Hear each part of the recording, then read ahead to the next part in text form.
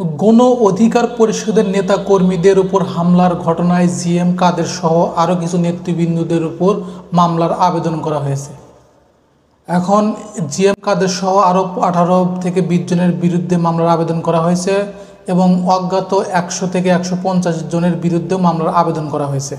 এই মামলার কারণে কিন্তু জিএম কাদেরের বিরুদ্ধে মামলার কারণে কিন্তু আনিসুল ইসলাম একটা শঙ্কা করছে যে মামলার মাধ্যমে প্রথমে হয়তো মামলা, তারপরে হয়তো জাতীয় পার্টিকে নিষিদ্ধ করা হবে, এরকম একটা তিনি শঙ্কা প্রকাশ করছেন। এখন বিভিন্ন দলসহ জামাত জাতীয় পার্টিকে নিষিদ্ধ করার পক্ষে। এর কারণ কি? জামাত কেন জাতীয় পার্টিকে নিষিদ্ধ করতে চায়? এর কিছু কারণ হয়তোবা জামাত মনে করছে। প্রথম কারণ হচ্ছে আওয়ামী লীগ কিন্তু এই জাতীয় পার্টির উপর ভর করতে পারে। ফেব্রুয়ারিতে নির্বাচন হয়, তাহলে কিন্তু জামাতের একটা প্রধান বিরোধী দল হওয়ার সম্ভাবনা আছে। কিন্তু এই আওয়ামী লীগের ভোটগুলো যদি আবার জাতীয় পার্টি পেয়ে যায়, তাহলে কিন্তু হিসাব নিকাশটা কিন্তু পাল্টে যেতে পারে। যার কারণে হয়তোবা জামাত মনে করছে যে জাতীয় পার্টি যদি না থাকে তাহলে কিন্তু তাদের প্রধান বিরোধী দল হওয়ার সম্ভাবনাটা কিন্তু 100%। এছাড়া আরও কিছু কারণ হয়তোবা জামাত মনে করতে পারে, যেমন জাতীয় পার্টি যদি নিষিদ্ধ না করা হয় তাহলে আওয়ামী লীগ হয়তোবা জাতীয় পার্টির মাধ্যমে ফিরে আসতে পারে, এটাও একটা কারণ হতে পারে। এই আনিসুল ইসলাম মাহমুদ জাতীয় পার্টির একটি একাংশের চেয়ারম্যান, তিনি একটু ভয়ে আছেন যে প্রথমে জিএম কাদের বিরুদ্ধে মামলা হবে, তারপরে হয়তো জাতীয় পার্টিকে নিষিদ্ধ করা হবে, সেরকম একটা শঙ্কা তিনি প্রকাশ করেছেন।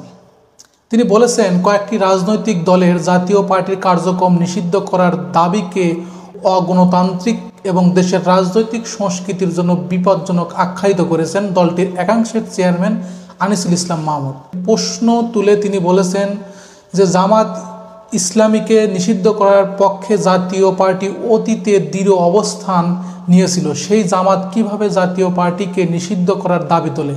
বিষয়টি বিস্ময়কর ও দুঃখজনক বলে মন্তব্য করেছেন তিনি। আনিসুল ইসলাম বলেন, জাতীয় পার্টি তার জন্মলগ্ন থেকে জনগণের অধিকার, গণতান্ত্রিক চর্চা ও শান্তিপূর্ণ রাজনৈতিক কর্মকাণ্ডের ধারক ও বাহক। দেশের রাজনৈতিক ইতিহাসে জাতীয় পার্টি কখনোই রাজনৈতিক অপরাধে জড়িত হয়নি, এমন কোনো কর্মকাণ্ড অংশ নেয়নি যে কারণে দলটিকে নিষিদ্ধ করার প্রয়োজন হতে পারে। তিনি বলেন, জাতীয় পার্টি শুধু একটি রাজনৈতিক দল নয়, বরং দেশের উন্নয়ন ও গণতন্ত্রের এক অবিচ্ছেদ্য অংশ। স্বাধীনতার পরে দেশের রাজনৈতিক স্থিতিশীলতা ফিরিয়ে আনা, গ্রাম থেকে শহর উন্নয়ন ছড়িয়ে দেওয়া, আধুনিক অবকাঠামো নির্মাণ এবং শিক্ষা ব্যবস্থা পরিবর্তন আনার ইতিহাস রয়েছে জাতীয় পার্টির। আনিসুল ইসলাম বলে, গণতান্ত্রিক ব্যবস্থাকে শক্তিশালী করতে হলে সব দলের অংশগ্রহণ নিশ্চিত করা জরুরি। তিনি যোগ করেন, কাউকে রাজনৈতিকভাবে নিষিদ্ধ করার দাবি অগণতান্ত্রিক প্রক্রিয়াকে দুর্বল করে এবং জনগণের কণ্ঠরোধকে স্তব্ধ করে দেয়। যাই হোক, এ সবাই আরও অনেকে উপস্থিত ছিলেন। মজিবুল হক চুন্নু, কাজী ফিরোজ রশিদ আরও প্রমুখ উপস্থিত ছিলেন। তো জামাত বা অন্যান্য রাজনৈতিক দল যে কারণে নিষিদ্ধ চায় সেটা হচ্ছে আওয়ামী লীগ যাতে নতুন করে ফিরে না আসে জাতীয় পার্টির মাধ্যমে। আমার মনে হয় এটাই কারণ। আবার এদিকে বিএনপি বলছে, যারা জাতীয় পার্টি সহ 14 দলকে নিষিদ্ধ চায় তারা আদালতে অভিযোগ দিতে পারে। বিএনপি কিন্তু কোনো রাজনৈতিক দলকে নিষিদ্ধ করার পক্ষে না।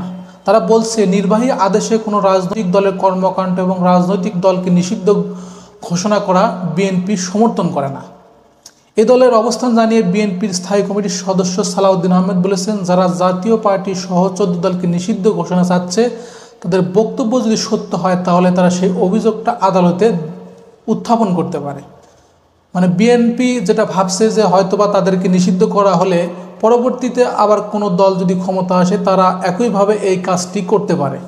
সেই সংখ্যা থেকেই বিএনপি কোনো দলকে নিষিদ্ধ করার পক্ষে না।